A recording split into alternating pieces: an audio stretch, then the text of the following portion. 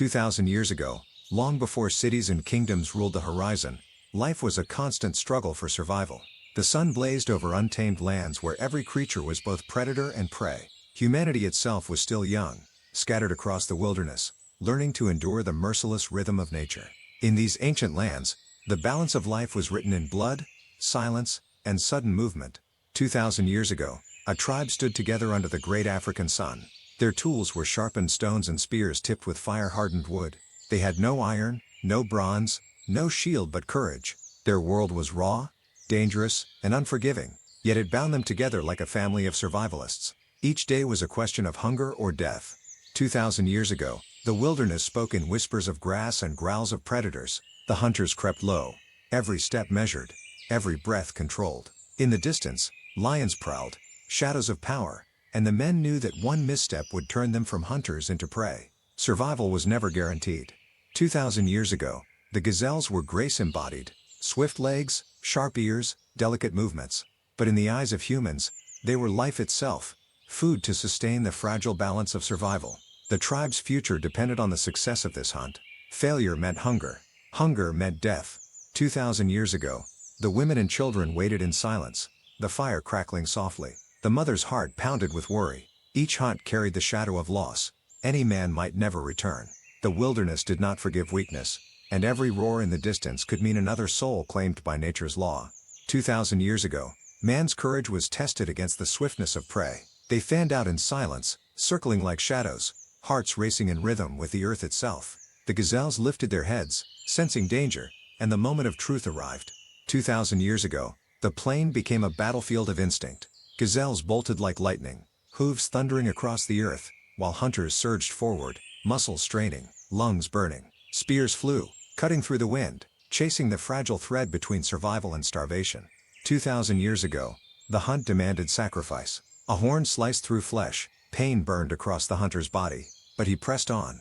For in this ancient time, pain was not an ending. It was a companion, one that walked beside man in every struggle. 2,000 years ago, triumph came with sweat, blood, and unity. The gazelle lay still, its breath fading into the wind. The hunters roared with relief, not of cruelty, but of gratitude. Life had been granted to them by death, and in the wilderness, this was the only law that mattered. 2,000 years ago, firelight was humanity's shield against the darkness. The tribe feasted in silence, honoring the spirit of the animal that gave them life. The crackle of flames, the warmth of meat, the laughter of children, all were rare gifts in a world where tomorrow was never promised. 2,000 years ago, the return from the hunt was as important as the hunt itself. The men walked slowly, their muscles trembling, their breath heavy, yet their eyes shone with the fire of triumph.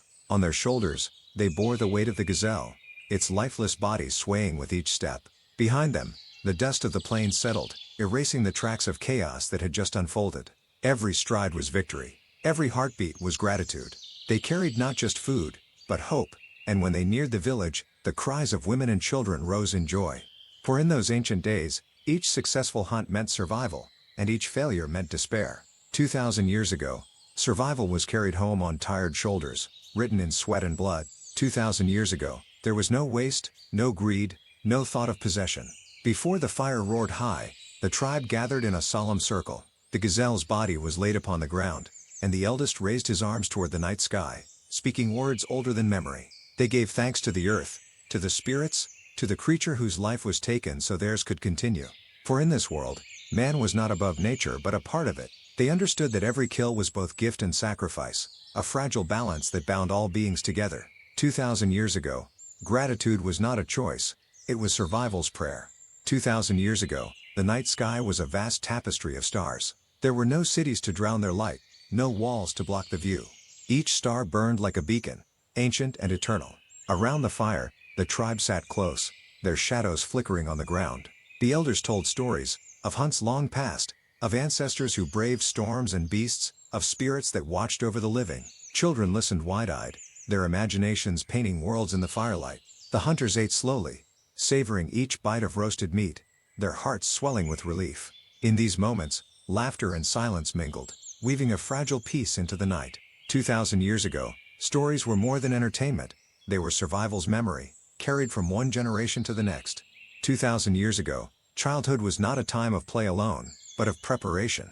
The little boy sat by the fire, his small hands wrapped around his knees, his eyes reflecting the flames. He listened as the hunters spoke of danger and bravery, as the elders spoke of duty and strength. In his heart, he dreamed of the day he too would stand with a spear in hand, facing the wilderness without fear. For him, survival was not just a lesson, it was destiny. The fire's glow lit his face, painting him with the spirit of the future.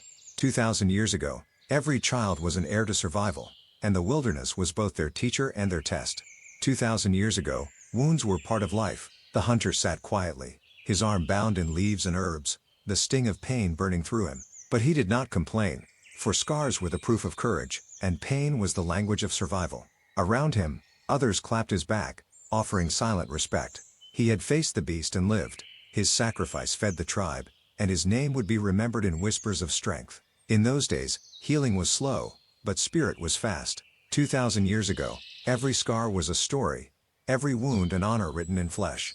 2,000 years ago, the night was never fully safe. The tribe lay on the earth, their bodies close together, the fire burning low as a fragile shield. Beyond the tall grass, unseen eyes watched.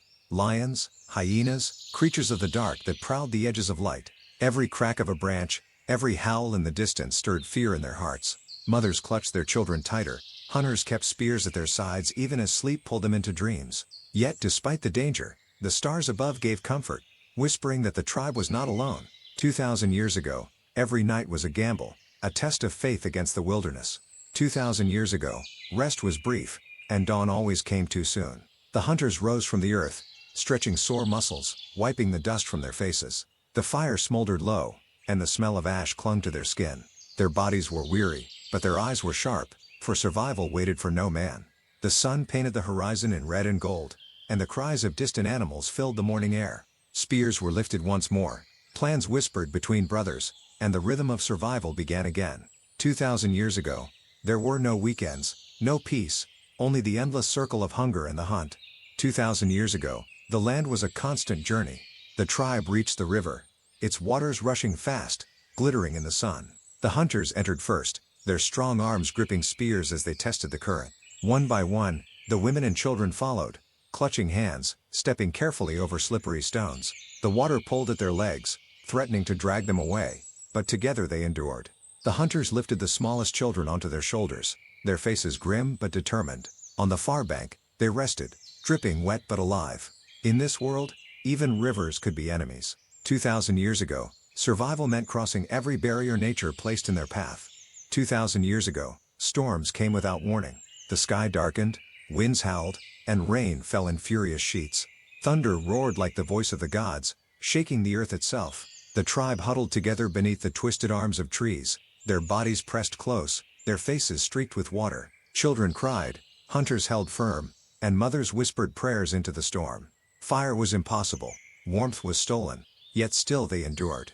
In these days, there was no shelter but the earth and no roof but the sky. 2,000 years ago, storms were reminders that man was small, fragile, and powerless before the wild. 2,000 years ago, the world smelled of wet earth after the storm. The plains glistened, heavy with water, and rivers swelled beyond their banks. Trees dripped with rain, and the air carried a heavy silence. The hunters emerged, their hair and skins soaked, their spears clutched tightly. Around them, animals moved carefully, antelopes stepping through puddles, birds shaking their wings, predators lurking unseen. The storm had passed, but danger remained, hidden in the wet silence. Yet the tribe pressed on, for survival could not wait. 2,000 years ago, every storm was a test, and every dawn was another chance to endure. 2,000 years ago, the hunt sometimes turned toward predators. The hunters bent low, studying the fresh paw prints of lions pressed deep into the mud. Each mark was as wide as a man's hand, a sign of strength and danger. But where lions roamed, food often followed. The hunters knew the risks, yet they followed the trail, moving cautiously, spears ready. The silence around them was heavy, broken only by distant growls. Their eyes darted through the tall grass, knowing that in a heartbeat, they could become the hunted. 2,000 years ago, even courage could not silence fear, but it could drive men forward into the jaws of death. 2,000 years ago, man often stood face to face with terror. In the tall grass, a pair of golden eyes shone like fire. The hunters froze, their breath caught in their throats, their spears raised but trembling. The lion's growl rumbled low, a warning, a promise of violence. For a moment, time itself stopped, the wind held its breath, The earth seemed still, and all that existed was predator and prey. The men's hearts pounded like drums, their eyes locked with the beasts. In that instant, they understood. Survival was not guaranteed, only fought for. 2,000 years ago, the line between life and death was as thin as grass. 2,000 years ago, the earth shook beneath the charge of a lion. Dust exploded, muscles rippled, and the beast roared with fury. The hunters shouted, raising their spears, hurling them with every ounce of strength they possessed.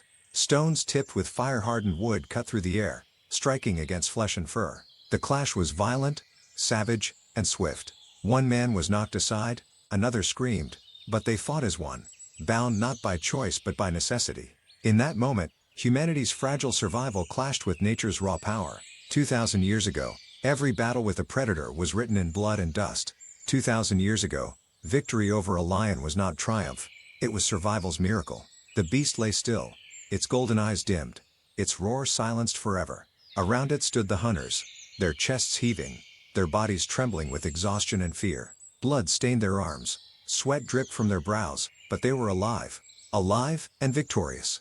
They did not cheer, for they knew the cost of life, the danger of pride. Instead, they bowed their heads in silence, honoring the fallen predator. 2,000 years ago, even in victory, respect was given, for they knew that nature was greater than them all.